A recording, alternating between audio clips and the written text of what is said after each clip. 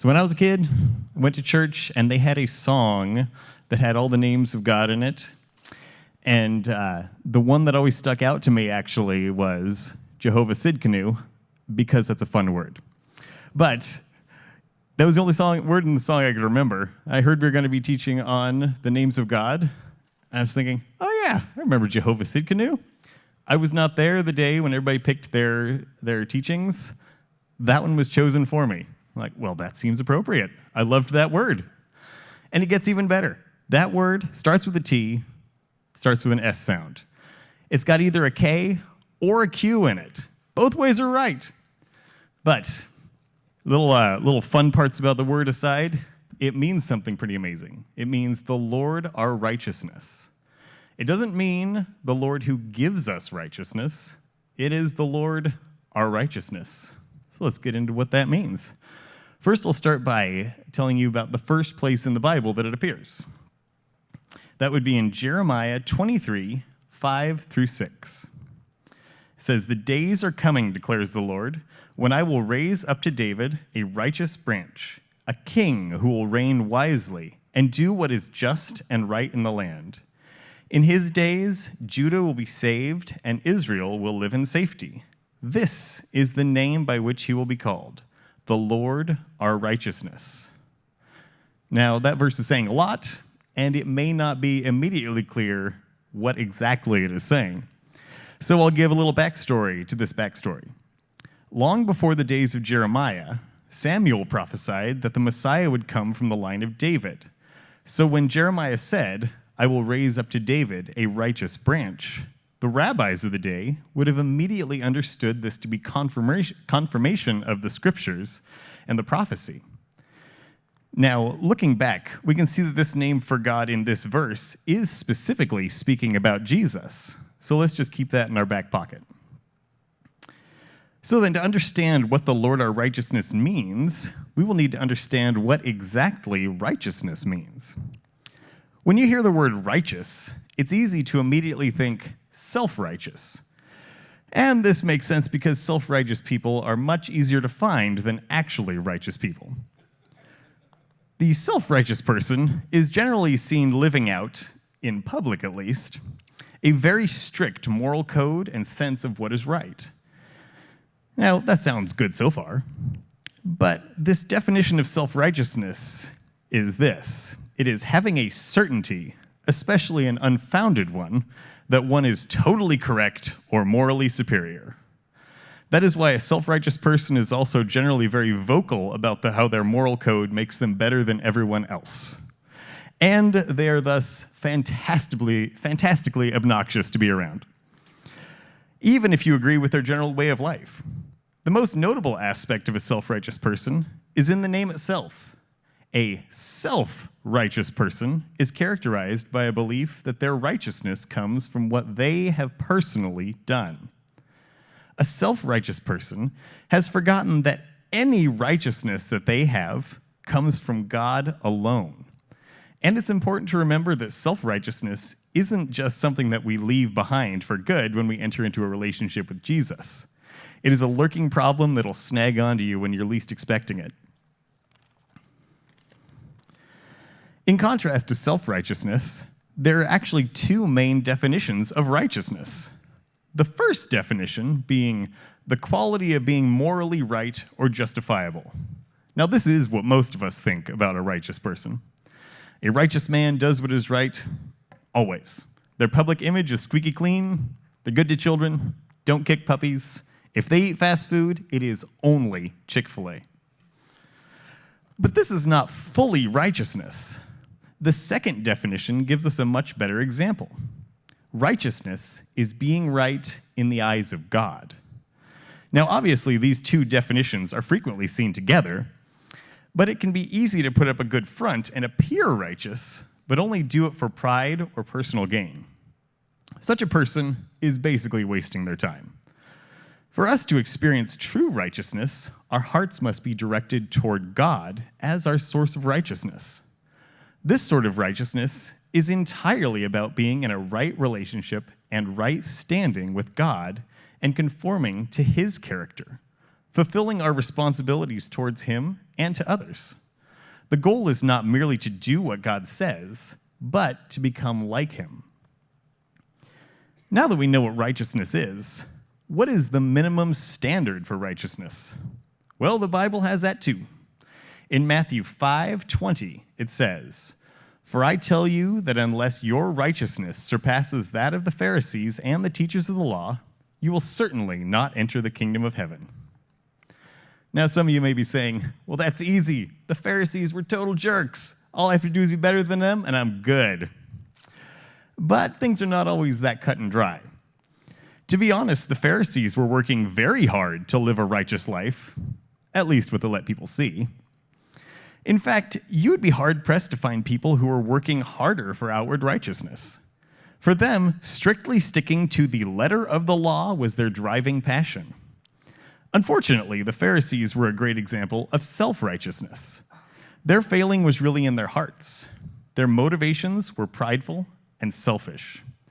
And they obeyed the letter of the law while ignoring the spirit of the law. However, motivation aside, there was no one who was visibly more righteous, and the Bible tells us that the bare minimum requirement is to surpass that. Now, this is not a way of saying that we all need to step it up a notch. This is simply stating that without Christ, any real righteousness is completely impossible. So what does that mean for us? Quite simply, it comes back to the fact that you can't earn your own righteousness. And by extension, you can't earn your own salvation. No matter what you do, you will never be good enough on your own. When you are at a low point saying to yourself, I have to work harder to make up to God for all the evil I've done, well, I have an answer to that one. Of course you aren't doing enough. Are you kidding me? Have you seen that awful trash you're into? Those good deeds you've been doing, have you even been trying? And this is my answer to everyone, from the greatest sinner ever to Mother Teresa. When you find yourself in sin, the first step should not be working hard to atone for it. Your first step should be to come to Christ and have Him return you to righteousness. Now, this is important to remember, that this does not give you a free rein to sin, but it always gives you the right to come back to Christ. Always. No matter how many times you fail, and if you're anything like me, you fail a lot. For Christ, 7 times 70 is just a start of how many times He will forgive us and return us to righteousness.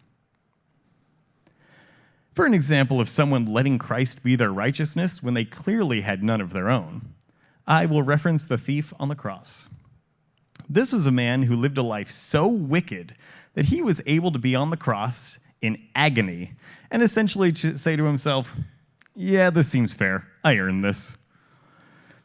He certainly didn't have any righteousness of his own. So let's read a little bit more about this man.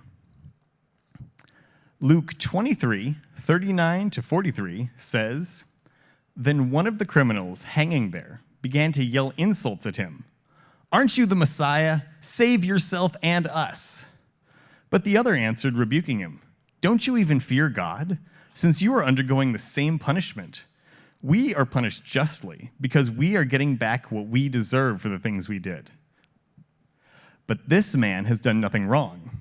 Then he said, Jesus, remember me when you come into your kingdom. And he said to him, Truly I say to you, today you will be with me in paradise. Now this passage shows a great deal of mercy on the part of Jesus, but it doesn't even tell us the whole story. For a little more on the thief, let's step a few hours back before this verse. Matthew 27:44 says, In the same way, even the criminals who were crucified with him taunted him. Now, it's easy to miss first time through, but it says the criminals, plural there. And the Bible is clear. There were only 2 thieves being crucified with Jesus. So that means both of the criminals were mocking him. That means that this man was declared righteous only a few hours after mocking God incarnate to his face. He was forgiven. This thief was accounted to having a righteousness that surpassed that of the Pharisees and the teachers of the law. Jesus told this low-down, dirty thief that he was allowed to enter the kingdom of heaven. This was certainly not anything he had earned. It was simply that he allowed Jesus to be his righteousness.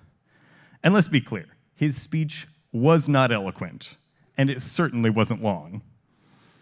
He was simply able to express his understanding of his own unrighteousness and the fact that Jesus was his only hope.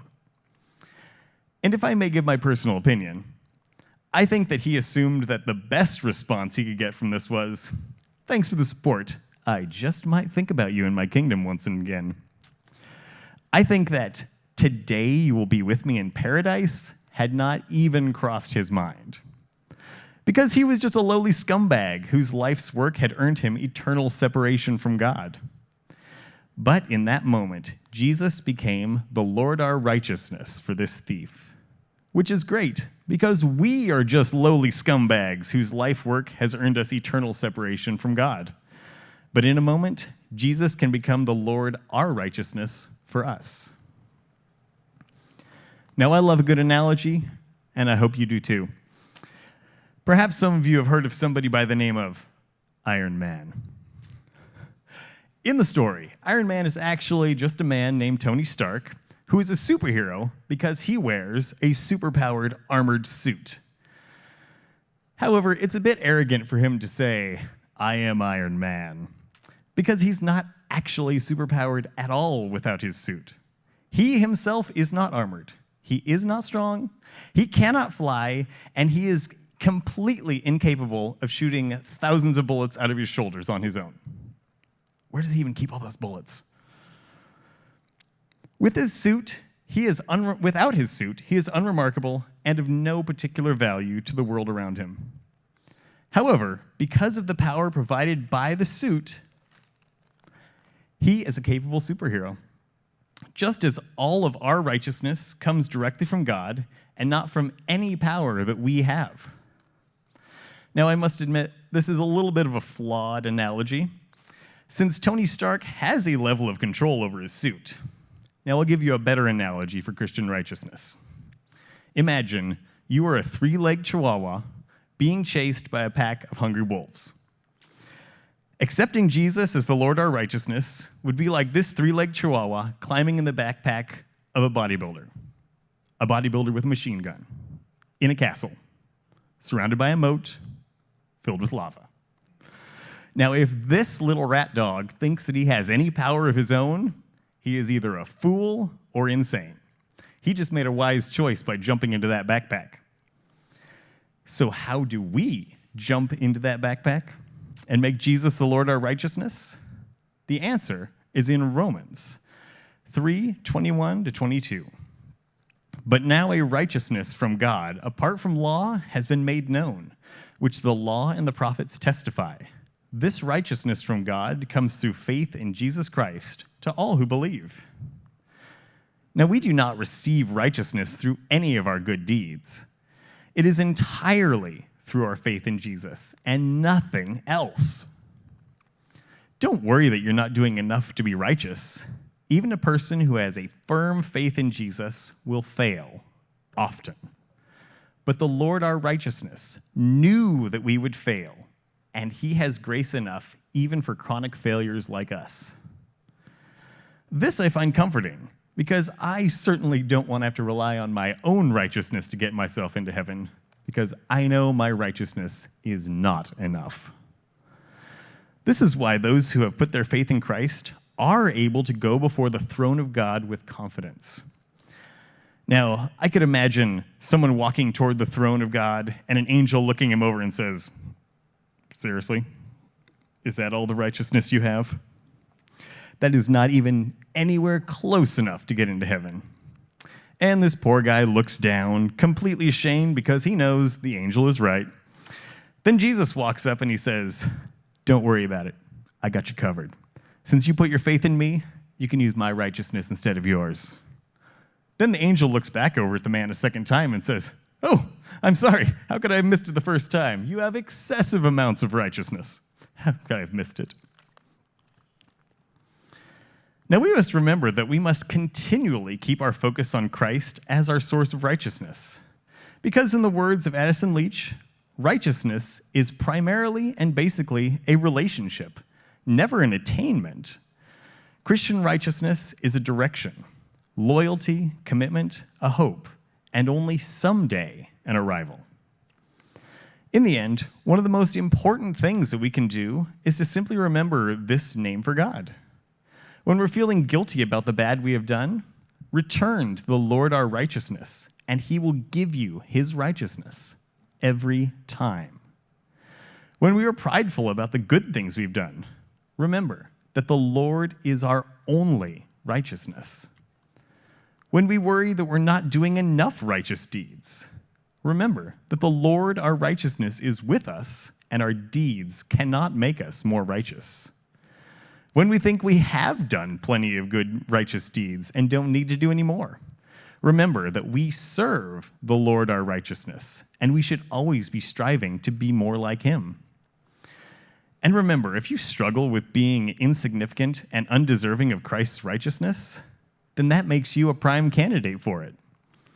In 1 Corinthians 1:28-31, it says, God has chosen what is insignificant and despised in the world, what is viewed as nothing, to bring to nothing what is viewed as something, so that no one may boast in his presence.